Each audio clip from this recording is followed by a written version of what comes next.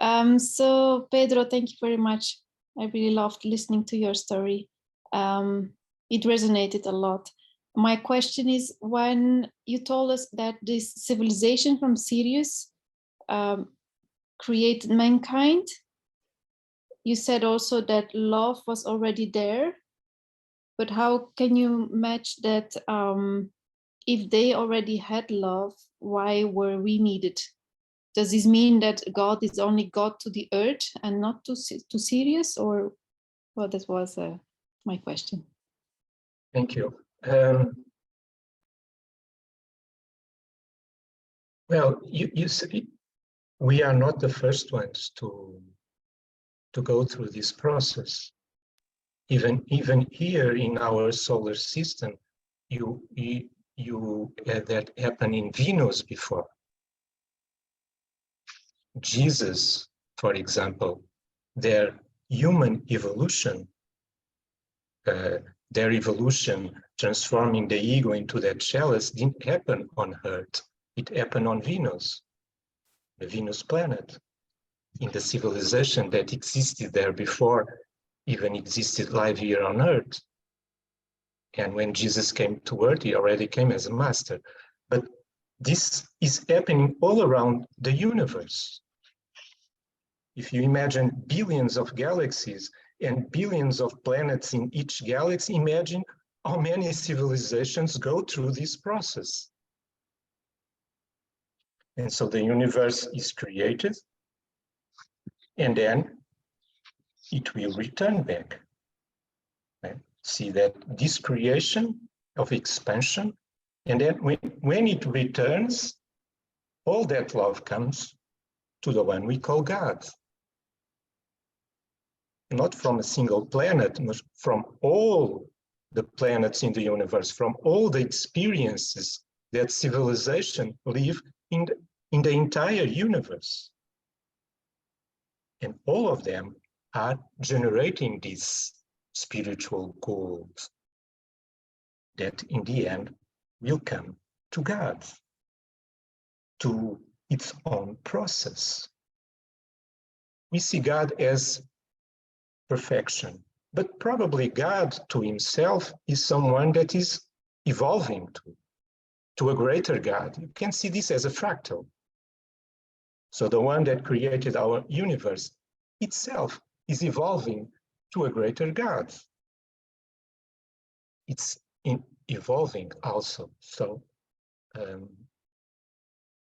creation of the universe and then the return back of that experience with that spiritual gold comes from all the entire universe, from billions of civilizations all around the universe that went through this process, and some that will come in the future through this process. So we are not special. We are not the single ones. We are just part of this process of creating mankind all over the universe to generate love. I don't know if I answer your question. Yes, thank you. Thank you. I also saw a comment by Mark. Mark, you are about to travel to this region and maybe to settle you there, right? Would you like to comment a little bit on your... Yeah, hi everybody. Hello, Pedro. Hello.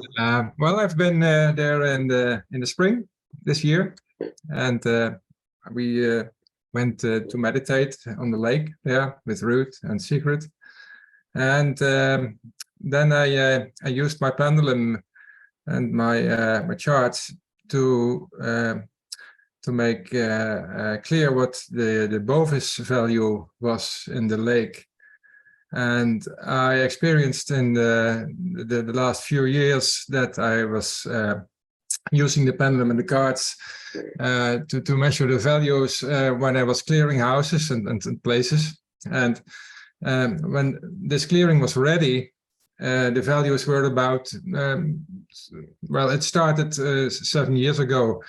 it started with 19,000, and now in this year I measured this about 32 to 36,000. And when I was meditating, and then at the end of the meditation, I started measuring, and then it was about 43,000. It was much more than the scale of the chart. So it was so obviously so huge, this kind of lightness and energy in this place. So yeah, I couldn't imagine that it was like this sky high. And Yes. you can feel it if you're in the water as well, and if you're swimming there, and the energy is so high, and it's nice to observe this. So that was my comment about it. Thank you. Thank you for the explanation, Pedro. Thank you. We will meet again. Yes. I also saw a beautiful chat from Jelly, a message there. Maybe you want to talk about it?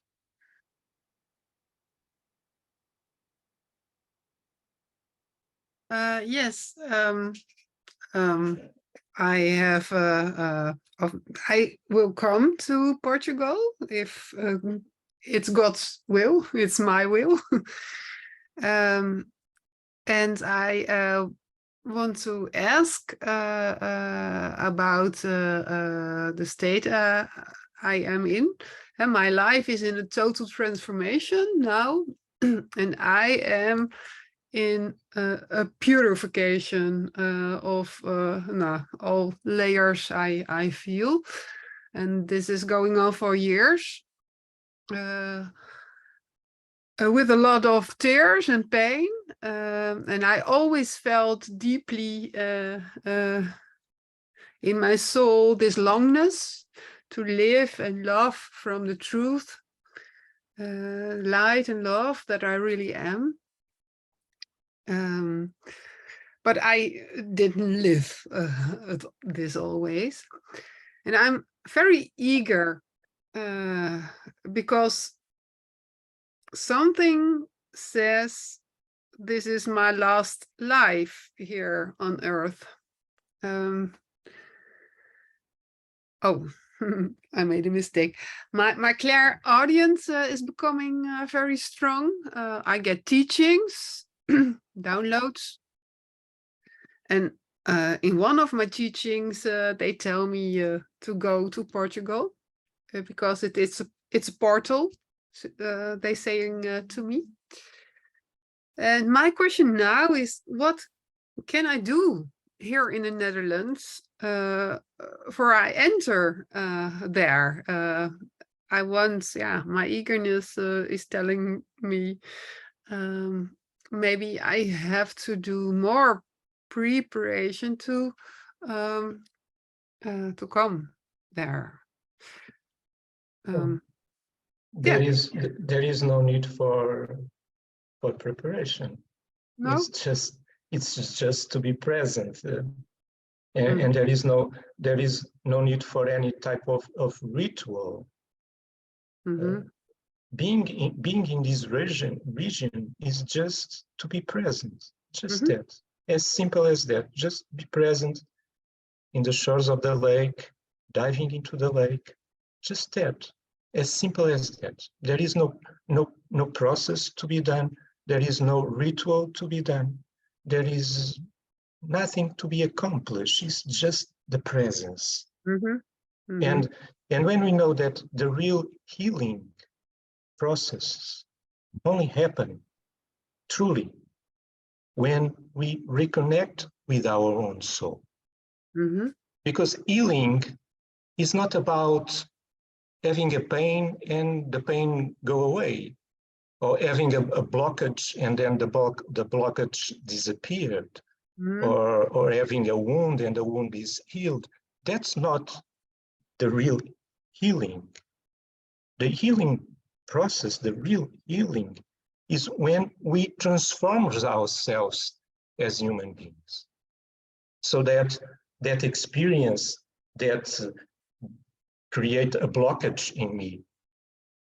If I go through that same experience, I'm affected by that. That's what healing is all about. And this can only happen if I connect with my soul. So it's not a therapeutic process. No, I understand, but I feel this healing here and now every day in Holland too. But I feel the longness to go there and to go further in this process. Yes. The process here is just to reconnect with your soul, just to be present and to feel the presence of your soul. That's just that. There is no procedure, Okay. no ritual, no. Maybe my old self is telling me that there is something to reach, or No, just be in the silence of this region. Only being in this silence. Yeah. It's totally rejuvenating for us. And Right. silence is the chamber, the antechamber to meet our soul, to be in that silence that allows us to reconnect with our soul. And it's as simple as that. Yeah, touches me when you say that. Yeah. Thank you. Thank you. In Dornius, during the second meeting, Pedro, you used a beautiful metaphor that I really love about a fireman. Maybe you want to share with this audience what you meant by that metaphor. Yes, because in the second meeting that we had in Dorns, it came with this phrase. That is, the phrase was, do nothing so that life can find you available to do everything. And then the metaphor that came after that is the metaphor of the fireman that is in the barracks waiting. Apparently, he's doing nothing. He's just there waiting for the bell to ring so he can fight the fire.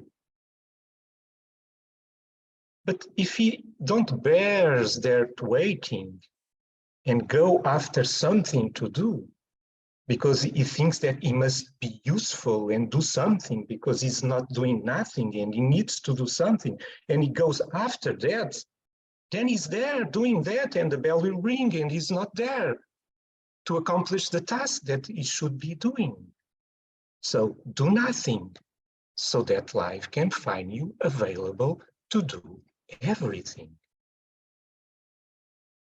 As simple as that. Actually, that keeps Ruud and me and Sigrid very, very busy those days. The availability, I think. Thank you, Pedro. Thank you, Jelly. And I also saw a question of Ellen. Is she still here?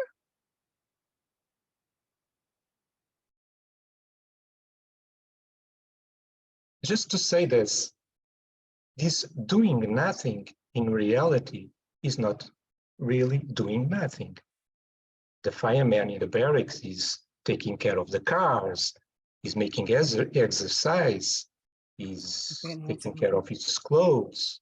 So this doing nothing in reality is just living your life as simple as possible, doing your daily tasks. And then life will find you available for something else that you didn't search for, because you are in the flow. You are not swimming to one side of the river and swimming back to the other side. You are in the flow of the river. And what comes, comes. And you live the experience that the river brings to you. That's are the most meaningful things in our life, are the ones that we didn't plan. That life just brought, and we never thought about that before. That are the most important moments in our life, are the ones that never were planned by us. Thank you. Yes, and I see that Ellen now turned the microphone on. So would you like to ask your question, Ellen? Oh yeah, can you hear me? Yes. Oh, okay.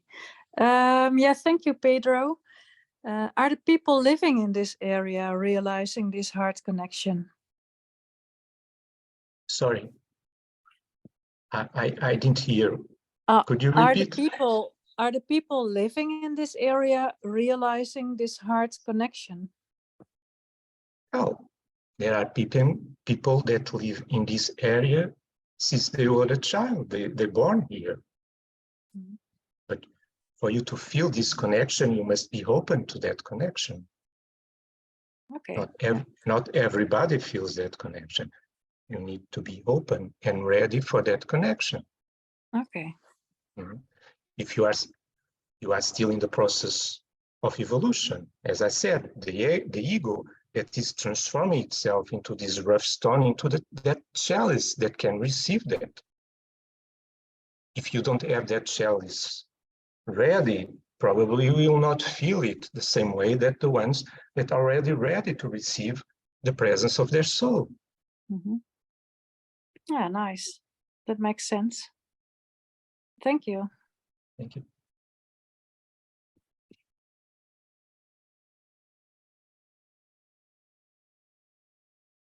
I don't see. There is another question. Mark, I will ask you again to open the microphone and to ask the question yourself. Yeah, what is the influence of the Templars Tower on the land tongue near the river? Can you tell us something about it, Pedro? About the tower, the Templars Tower. Yes. So the Templar Tower in Dornes is the only tower in Portugal that is a pentagonal tower. It's not 4 sizes, it has 5 sizes. So although the books of history will tell you that this is a tower built by the Templars for defense purpose, to defend themselves. No, if it was a tower to defend themselves, it was a square. It was not a pentagon, a pentagonal tower. The square symbolizes the world. The pentagon symbolizes the soul. So if you build a tower that is in the pentagonal shape, you are basically saying that this tower is not built for the world. This tower is built for the spirit. This tower is not to defend from the enemies. This tower is for reconnect with our souls. So this specific tower was used by Queen Isabel in the 13th century as its retreat area. She came here to be in silence and retreat from everything. It was the place where she reunited with herself. So this is not a military tower. And the Pentagon is symbolizing that. That was not built for the world, it was built for the spirit.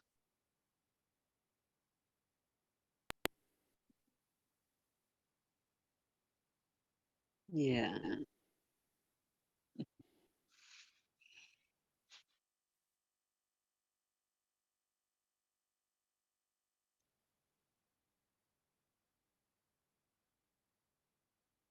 See any more questions at the moment? Is there anyone who would like to ask a last or few last questions? Please feel free. And if not, I think there is And one more thing that is important to say is that the Templars would never build something randomly. When they build something, especially this tower, they build in a specific region. They build in a place where they know energetically was the appropriate place to do this work. So their buildings were never randomly created. Even the ones that were built for military reasons, even those were not built randomly. When I'm there over a few weeks, then I will measure the energy near this tower. I'm very curious about this. I will let you know for sure. Okay, thank you. Fella, I see your message coming in. Would you like to mention it loud?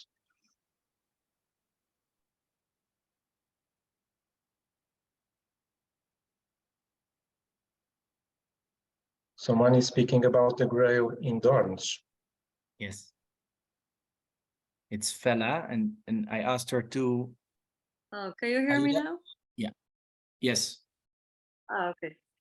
Yeah, I was in Dornes last winter with my friend, and he died in February, unfortunately.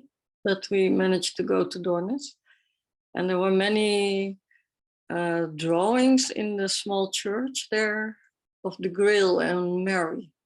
And people said the Grail is somewhere underneath the church. But now of your stories, I understand it's a symbolic drawing. Well, the Grail was brought from Egypt to the south of France by Mary Magdalene. She was the one that brought the Grail from Egypt to France. And there are many paintings that show her bringing, they call it a vase, but in reality was the recipient that contained the 3 stones. She was the one that brought it to France. So there is a huge connection between Mary Magdalene and the Grail. And the Grail physically, it went to Tomar. There is in Tomar, in the castle, there is what we call the Charola, that is this building, and the Grail was there inside that building. And the same ceremonies that happen in Egypt, that's the castle, the same ceremonies that happen in Egypt by Serapis Bey, it continues here in Portugal, in that place. So the Grail, well, the story is told. If you read it, you know it. And today, the central stone, the polar stones went to the Himalayas and to the Andes, but the central stone is still here in Portugal, not in the surface, but in the city that is underneath. Because the same way that we have a sacred city in the Himalayas that we call Shambhala, is the city of these enlightened beings that live inside the earth. We have one of those sacred cities also here in central Portugal, where lived a parallel humanity. We have humanity, human beings living on the surface of the planet, and you have human beings living inside the earth, a more advanced technologically and spiritual civilization. And we have several places in the world that speak about these cities. We have Telos in the United States, in the Mount Shasta, and many others around the world of these sacred cities that reside inside the earth. And here in central Portugal is the oldest one, the first city, the one that brought life to this planet.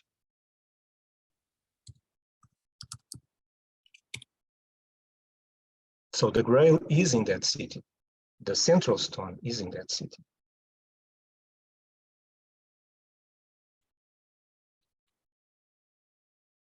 And that is in Dornes? No, the city it's vast. It's not in a single place. It's all the region.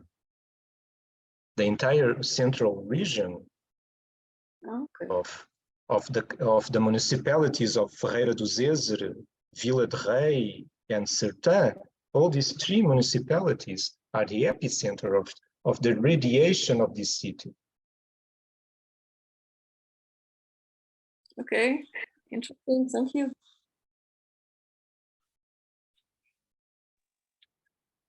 Pedro, and what about Castelo Branco? Can we, quite some in the group now are living in Castelo Branco. Can we also have some of the effects in our region? Yes, of course. There is. Oh, sorry. There is several places in Portugal that are connected with this art. The Grail, one of the tasks that when the Grail was in Portugal, they didn't stay only on the castle. They traveled with the Grail to some regions on Portugal where was created connections with these inner cities. So there is several places in Portugal where you can feel the same energy that you feel here, although here the energy is more concentrated. It's more concentrated here. But it's all around the country. Portugal itself is the central stone. The entire country is that central stone.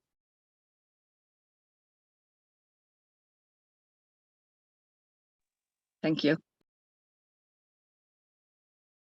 But here in this particular region of Dorns, the energy is more concentrated. Yes. It's the ground zero, as I say sometimes.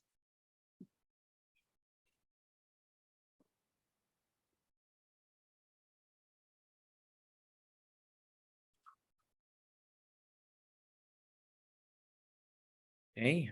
There has been said a lot, and there are no more new questions. So maybe, Nanette, I don't know if you are already there yet, but I saw that you made a lot of, you wrote a lot, so maybe it's time to give you space to make a summary. What happened tonight? What did we hear? Yeah, that's a nice challenge. The three lectures in Dornes, I made summaries. Oh, my video was off. The three lectures in Dornes, I made summaries, but I had a little bit more time to realize what all has been said.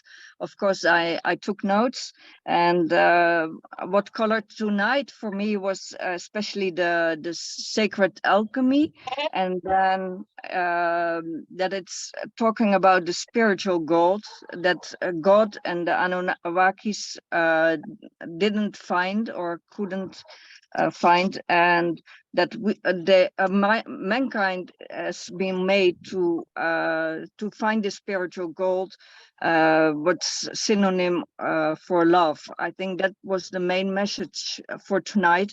For the rest, we heard things about the tree stone in Dornes, that the stones has been brought to Machu Picchu in the Himalaya, that Dornes is exactly in the center of this line. When you draw a line, the distance between heaven and earth is smallest in Portugal's, and that makes that we can easily connect with our souls.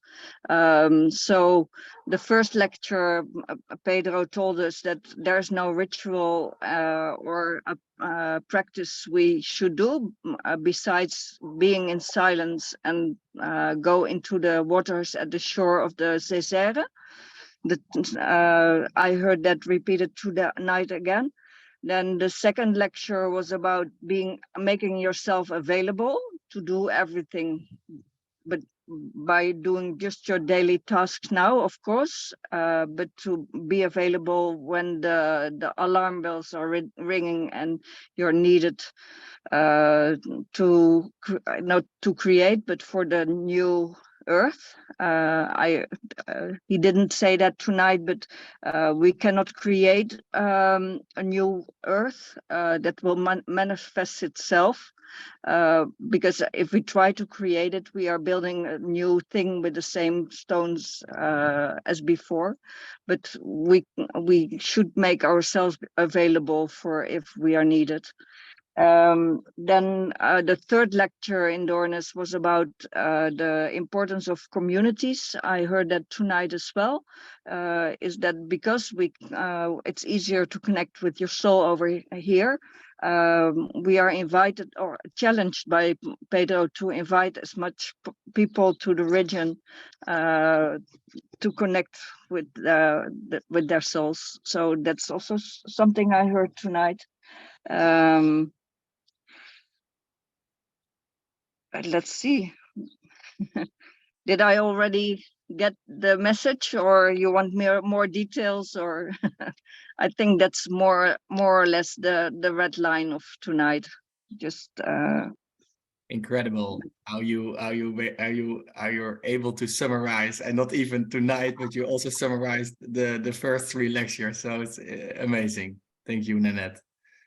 okay. And thank you very much, Pedro, for your presence, and the way you do it every time is really in the moment. We never know what happens, and that's the way you are. And maybe you invite us also to be in the moment, and then everything happens the way it should happen.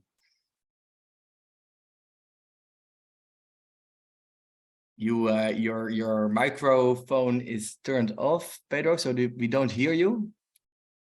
Your last words we didn't hear. Yes, thank you. I was thanking you for inviting me, and thank you everybody to be present. Thank you. Well, and we did it for the first time. It was your first Zoom experience. So It was my first experience, yes. We will evaluate, and when the calling is there, we may have an. I don't know if I have anything. I don't know if I have anything else to say. So let's see. We can make a Zoom call just to be in silence together. Yeah, that would be wonderful to share the silence that we can almost touch here to the rest of the world. And yeah, thank you all for being here.